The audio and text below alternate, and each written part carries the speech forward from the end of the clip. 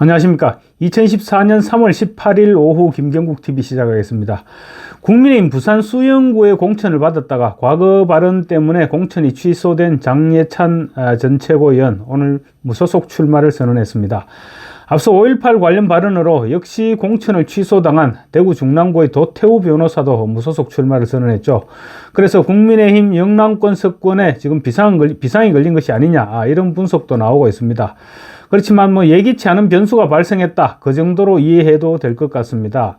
부산 수영구나 대구 중랑구는 이들이 출마한다고 해도 야당 후보가 당선된다든지 그런 지역은 아니죠. 그리고 또 만약에 표 분산으로 야당 후보가 우세해질 경우 막판 후보 단일화를 하는 방법도 있으니까 크게 걱정하지 않아도 되겠다, 이렇게 봐도 될 것 같습니다. 장예찬 전 최고위원은 오늘 부산시청 기자실에서 가진 회견을 통해서 잠시 당을 떠나지만 수영구 주민들과 함께 반드시 승리해서 돌아가겠다, 그래서 웰빙 정당을 전투형 정당으로 바꾸겠다, 이렇게 각오를 다졌습니다.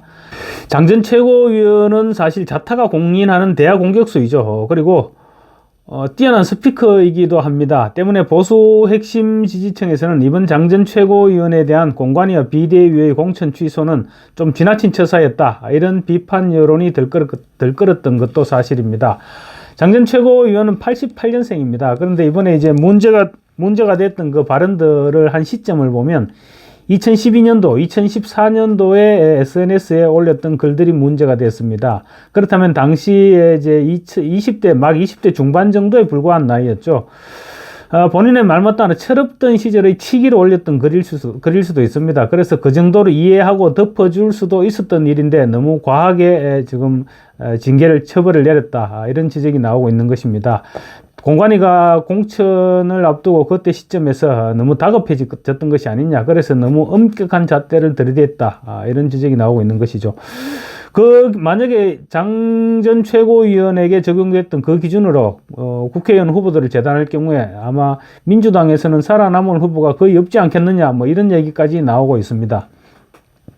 이재명 대표부터 형수에게 쌍욕을 했죠. 그렇지만 셀프 공천을 해서 지금 당대표로서 열심히 총선을 지휘하고 있습니다. 그리고 지금 문제가 되고 있는 양문석 후보, 최근까지 쌍욕과 막말을 입에 달고 사는 사람입니다. 조국 혁신당 조국 대표는 또 어땠습니까? 내로남불의 대가로 결국은 조로남불까지 불리고 있죠.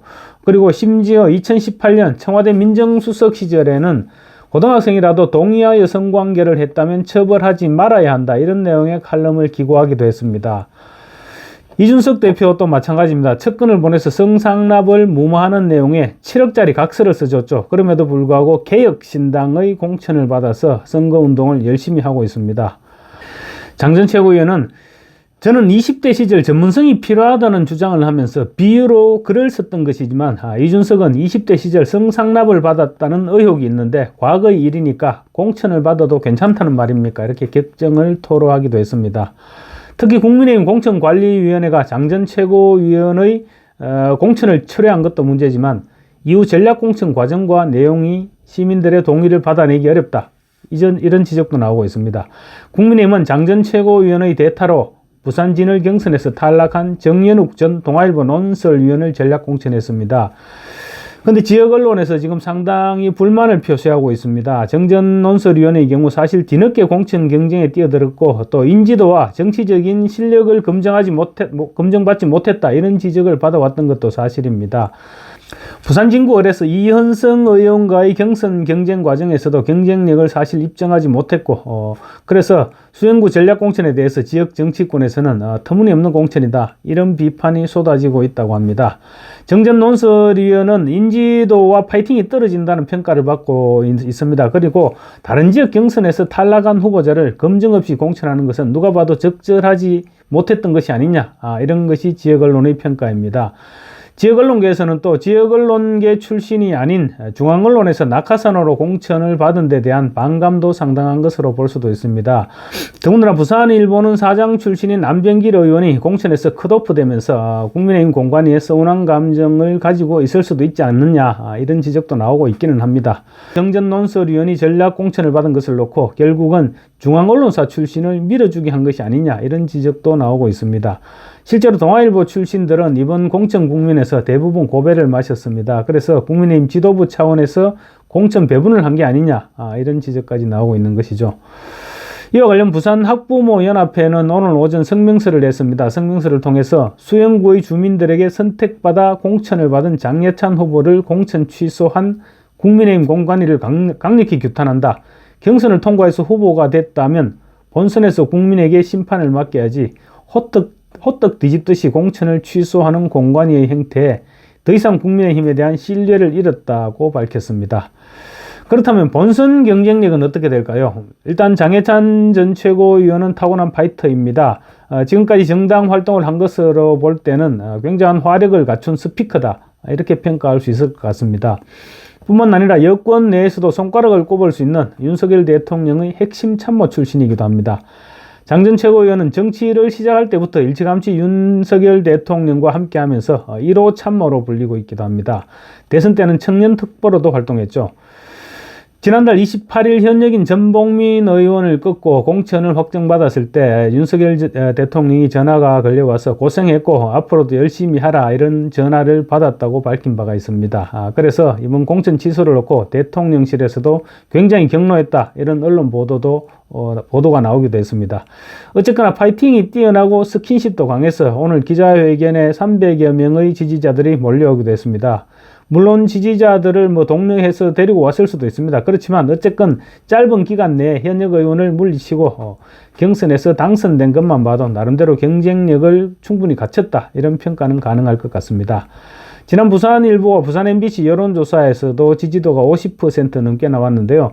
그때 9개 지역구에 대해서 조사를 했는데 여당 후보 9명 중에서 제일 높은 지지율을 기록하기도 했습니다. 반면 전략공천을 받은 정전 논설위원의 경우 파이팅이 넘치는 스타일은 아닙니다. 아무리 공천을 받았다고 하지만 현역 의원을 경선에서 누른 장예찬과 맞붙어서 쉽사리 승리를 장담할 수 있는 그런 상황은 못 될 것 같습니다. 여기에다 지역구 현역인 전봉민 의원이 얼마 전에 장 전 최고위원의 선대위원장을 맡기로 이렇게 선언을 했습니다. 그래서 조직을 상당 부분 넘겨줬을 것으로 예상할 수도 있습니다. 물론 이제 다시 정전 논설위원이 공천을 받았으니까 조직이 다시 돌아오기는 하겠지만 어느 정도로 지금 확실한 조직 장악이 될지는 아직까지 장담할 수가 없을 것 같습니다. 정연욱 전 논설위원은 지금 갑작스럽게 공천을 받았죠. 그래서 이제 막 조직 점검에 들어갔을 것입니다. 아마 여기서는 유영수 전 의원이 어떤 입장을 보일지가 지금 핵심 포인트가 될 것 같습니다. 유영수 전 의원 수영에서 4선 의원을 역임했습니다. 그리고 수영구의 터줏대감이죠. 그래서 아직도 수영구 조직에 상당한 영향력을 행사하고 있는 것으로 지금 알려지고 있습니다. 유영수 전 의원은 얼마 전 경선을 앞두고 장예찬 예비후보 캠프에 상임고문으로 합류했습니다. 그런데 지금 이제 공천자가 바뀌었죠. 그런 상황에서 정전 논설위원이 유 전 의원을 어떻게 설득할지 이 부분이 아마 1차 관문이 되지 않을까 생각됩니다.